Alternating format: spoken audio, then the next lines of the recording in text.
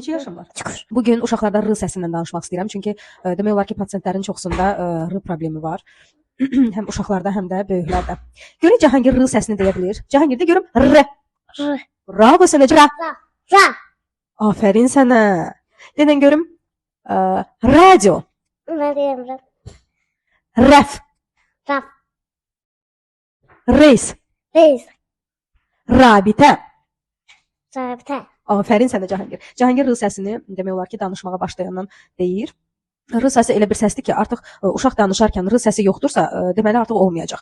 Bir də gözləməlisiniz 5 yaşı. Əgər uşağın 5 yaşı varsa və r səsini hələ də deyə bilmirsə, hardasa demək olar 90% uşaqlarda ondan sonra 5 yaşdan sonra r səsi yaranmır.